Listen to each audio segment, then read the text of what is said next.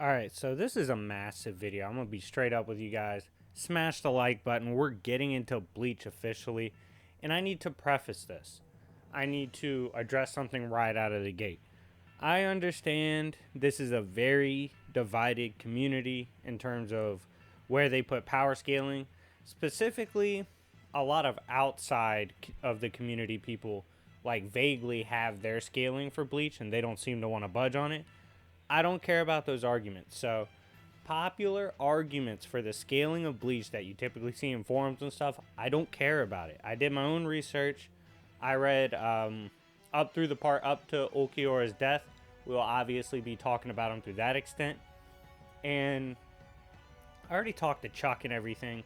We kind of disagreed on a couple aspects of scaling, but we both agreed that I definitely have the evidence for what I'm saying. So, I hope you guys enjoy this. This is my take on the scaling and explanation of Ulquiorra, who up to this point in my reading, which is over halfway of Bleach, he's my favorite character.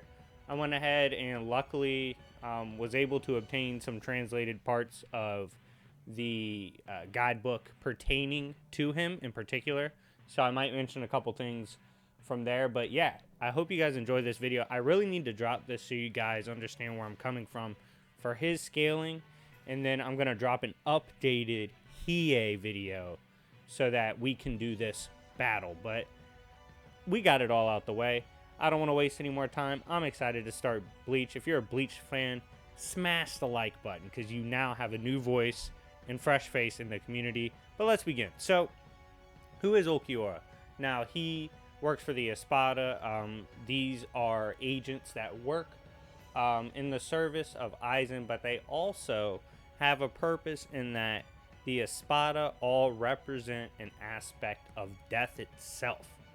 In particular, Ulquiorra represents nothingness.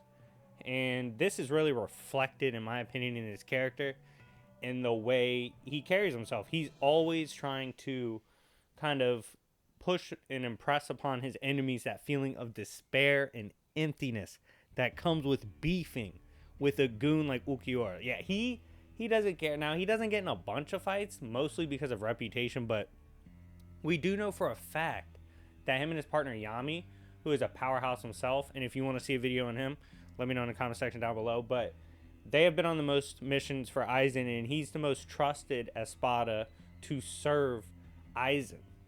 Now, what's Ulquiorra bring to the table as, nothingness, the agent of death? In base, my low end for him, honestly, or I guess you would say mid-end, would be Planet Plus range.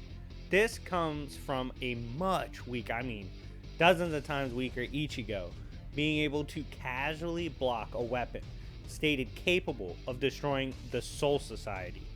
In base, he also literally held off with just two hands, hollow-fied Ichigo's blast, which is dozens of times above the Ichigo that blocked the same weapon I'm talking about. This weapon, like I said, was stated it's used to execute captains and captain-related beings, and this weapon was stated to have the power to destroy the Soul Society, which is stated if the barrier between the dimension of the Soul Society and the living world was to be gone and they merged, the Soul Society would overwhelm the living realm. It's just more powerful. So, low end for me, personally, I look at that as like planetary. Plus, we know special kind of hollow, I believe it was the Grande, was able to just tear open reality.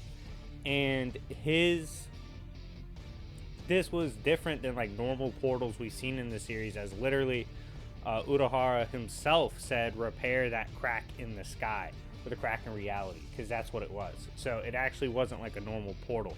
So you have all this wild scaling, but the fact that like you need to consider this, Ichigo, right, just hollow-fying for a second was a problem for Grimmjow, who's a monster.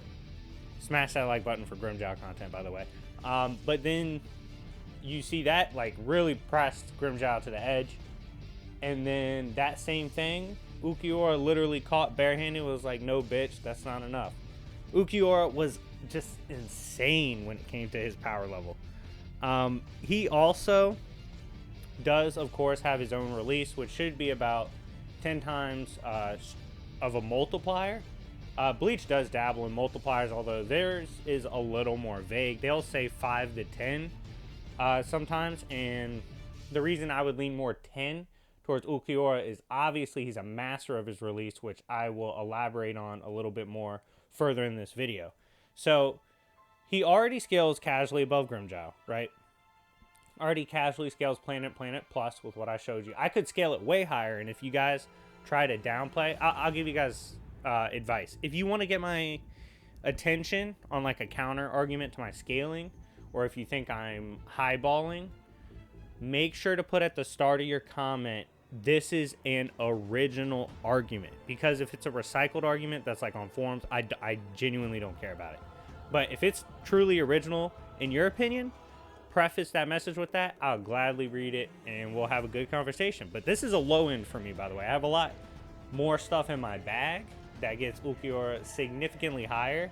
So I'd advise you guys don't downplay my guy, all right? He's a monster. But anyways, what makes him so unique among, in my opinion, the Espada, and this is a fact, is he also has a second release, okay? And he calls it, the true look of despair itself. And he forced Ichigo to exercise absolute power in the form of plot armor. But fun fact, in my opinion, and I do want you to weigh in on this, fans, if you have read Bleach and Yu Yu.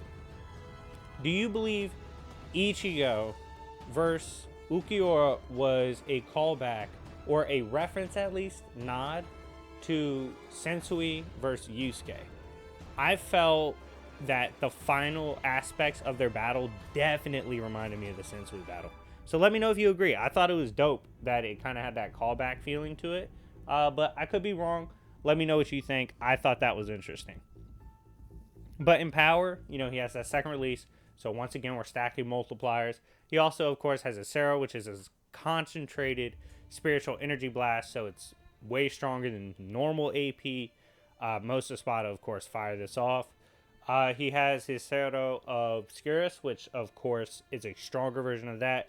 He has an attack which has less AP than his normal attacks, but it goes 20 times faster. So he does have, like, a way to hit faster opponents. He also, I call it, like, a dope-ass anime lightsaber. It's basically an energy attack that he can spam. And he uses this he can use it up close, sword-like fashion, or like a spear. If you've been on my channel long enough, I butcher names. I love Ulquiorra's character so much, I don't even want to butcher his moves' names. It's just natural I butcher names. So I'm not even trying it. Just letting you know that's one of his special energy attacks that was personally dope and extremely menacing in combat. In terms of speed, Ulquiorra is casually FTL plus. Byakuya, we even saw with the Zanpakuto, is able to, he said his blades are able to catch light. We also see that fodder characters, compared to beings like Ulquiorra, can weaponize light-based abilities. These characters also have dozens to hundreds of times multipliers to even reach Ulquiorra status, and it's questionable for some of them even at that point. And he casually blitzes them. I mean, he was casually blitzing Ichigo himself, who kept up with Byakuya, even when Byakuya was using his Bankai. So, overall, speed-wise, casually FTL plus. I know I've seen people weirdly try to downplay the lightning. Get the hell out of here. You're dumb.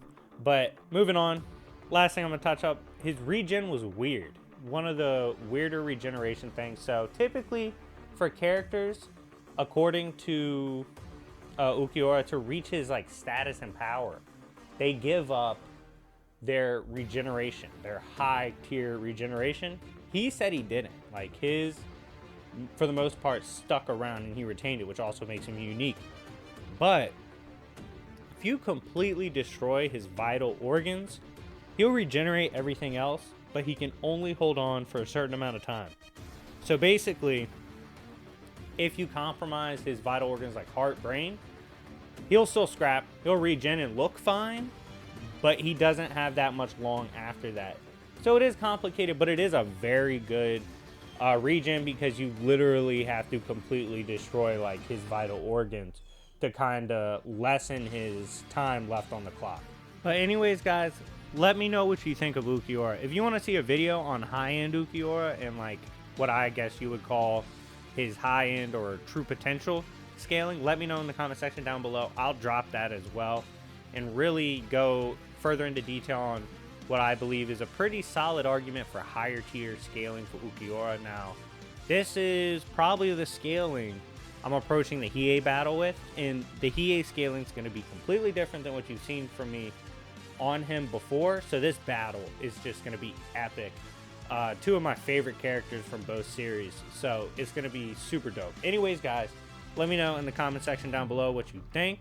If you're a big fan of Bleach, let me know. If you want access to colored Bleach comics, I got a link. Become a member, baby. $5 a month. You get all my scans. You get all my all access to the member server. Talk to me on Discord. All that. Super fun. Join that. You'll get the link to the Bleach comics. All that, and you'll be reading along while I'm reading.